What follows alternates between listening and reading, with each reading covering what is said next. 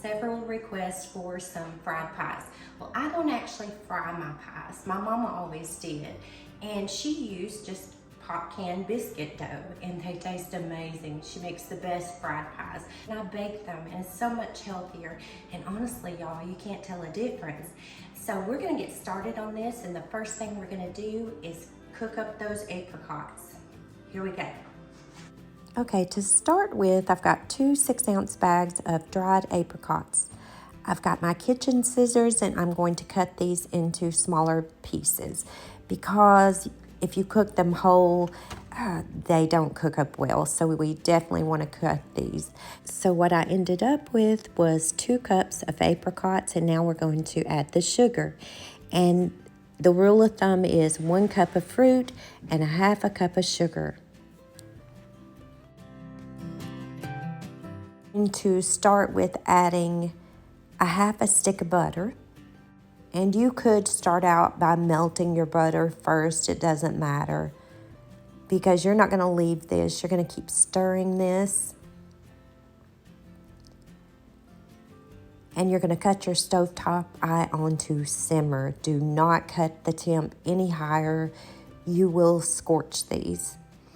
We're going to let these cook for about 45 minutes. I did add more butter, so I ended up adding 3/4 of a stick of butter. This is how my little mama does her apricots for her fried pies.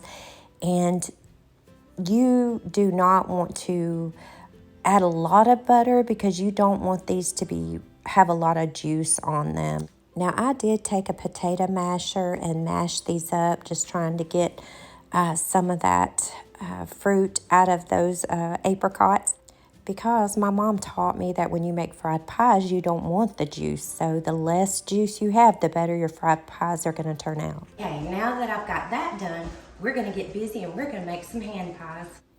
Okay, so now we're going to make the dough for these fried pies.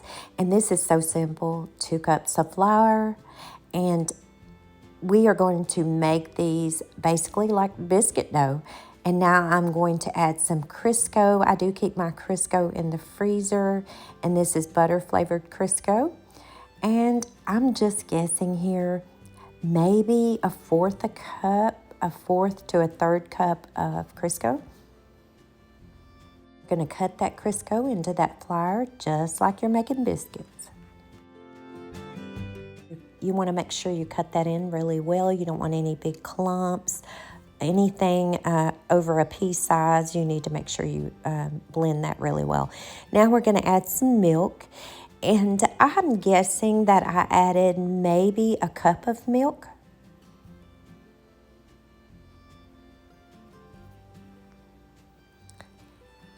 Your dough is going to be a little gooey, and that's okay. Now you need to find a surface, and I find that my countertop works just fine, but you want to make sure you clean it thoroughly. And just go ahead and drop down some flour, take those rings off, make sure your hands are clean, and grab a baking pan. The first thing we're going to do is oil down that baking pan with that Crisco. Now just drop your dough mixture down onto that floured surface. And we're going to just start kneading this and folding it over. And then I'll actually take my rolling pin and roll it out. And I may repeat this process 2 to 3 times, typically 3 times. Because what you really want is for this dough to get really tough, and you want it to spring back when you roll it out.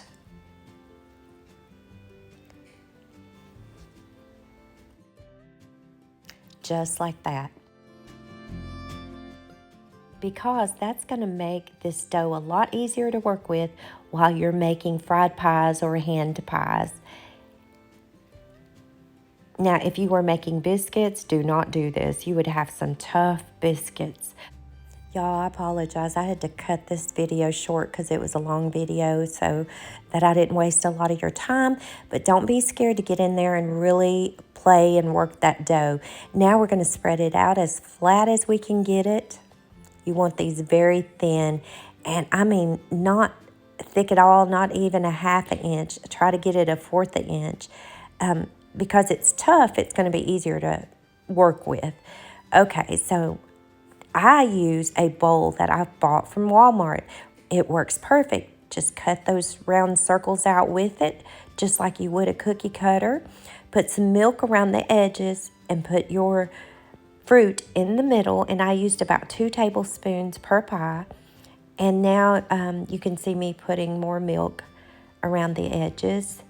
Or maybe I forgot to do it to begin with. But either way, you want milk around the edges. And you're just going to fold that over. And I find that using my finger works perfect. You can use a fork, you can use a spoon, or you can get fancy and use some different tool. But your finger works just fine, and these really turn out pretty. But make sure you have milk on it. Some people use water, I like to use milk. And then just place it on your baking sheet. And here we go. I will make another pie for you, just in case you didn't catch that the first time. You can see how easy this is to handle. Yes, you want to keep your surface floured. And don't worry about that excess flour. Go ahead and put some milk around the edges.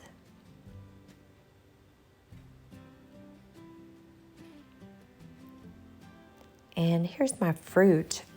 It actually turned out great.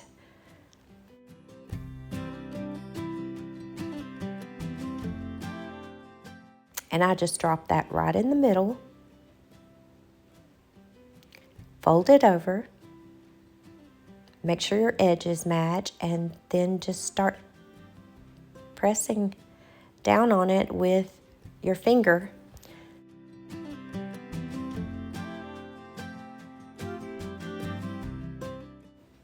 And the milk actually helps it to stick together. Okay, when you get this off of your floured surface, cradle it, and it'll come right up. And you can actually hand toss this to get the excess flour off.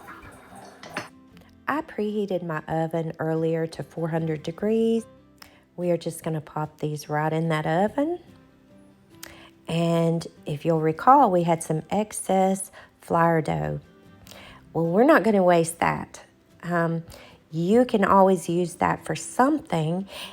And since it's football season and we've got some appetizers planned for the Titans game, I'm just going to make one out of this, and I did. And it turned out really good, and I'll share that with you later, but we're going to get back to these hand pies. These have been in the oven for about 10 minutes or so. I'm going to turn my stovetop eye on to broil, and it took about 1 minute, honestly 1 minute, maybe 2. These turned out great, but we're not through yet. You can do these several ways. You can do some butter in a skillet and put some sugar in there and put the pie, the actual pie that we have baked, in there for maybe a minute or 2 to just really coat it good with butter and sugar. Or you can butter these and then sprinkle some powdered sugar on them. But what I like to do is do the powdered sugar and milk, and you just mix it together and you get it to a certain consistency. And I like it very, very thick because it is going to harden. And you just coat these beautiful hand pies with this glaze here, and they turn out so amazing. They're so pretty. Look, voila, this looks so great. Yum, yum, yum. And that is actually hardened, kind of like icing on a donut. I hope you guys enjoyed this video, and there they are. They looking good. And I will try to share the other recipe I did for the finger food as well within the next day or so, Lord willing, and y'all have a great Saturday.